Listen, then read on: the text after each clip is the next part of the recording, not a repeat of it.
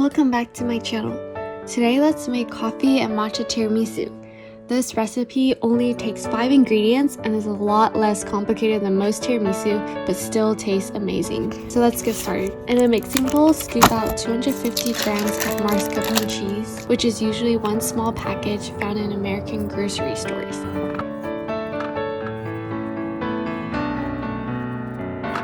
Add 5 tablespoons of condensed milk. A little sidebar, condensed milk is actually very versatile and you can make matcha latte with the remaining matcha powder from this recipe, condensed milk, and hot water. It literally tastes like Starbucks. So now to go back to the recipe, we mix the two together until it becomes a smooth, well-combined cream.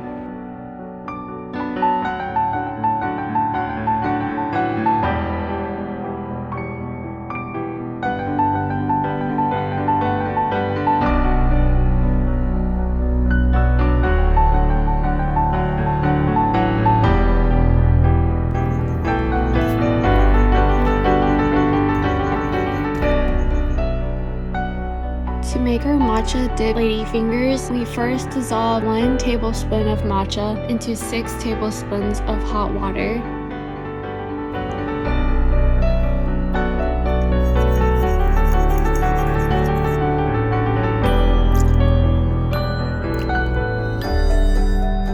After the matcha has cooled a little, dip the ladyfingers into the tea briefly.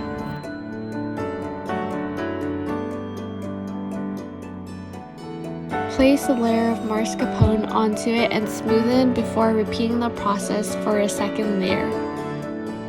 You can cut the ladyfingers accordingly to fill in the second layer so the whole cup is filled with a layer of ladyfingers. Ladyfingers soak up a lot of liquid, so make it a quick dunk. We don't want them oversaturated and soggy because they soften up the cream as the tiramisu chills.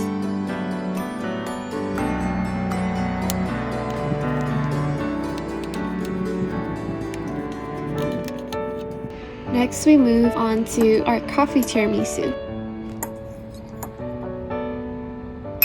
Dip the ladyfingers briefly into the espresso and line the bottom of the cup. Then we layer mascarpone and you repeat the same process for a total of 2 layers.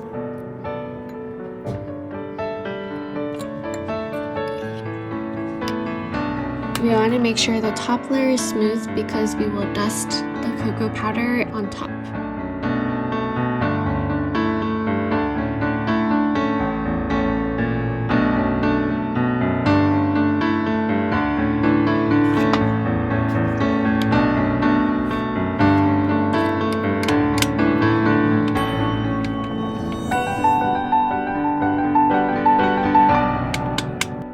You sift the powder to dust the top layer of the cream as desired.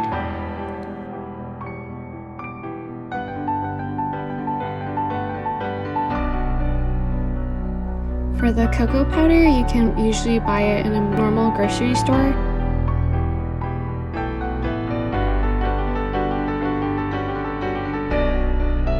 And the matcha powder I received from this Japanese grocery store. Of course, coffee tiramisu is a classic. After tasting both tiramisus, I actually really liked the matcha one and it was a nice, unique addition. That's it for today's video and I hope to see you in the next one.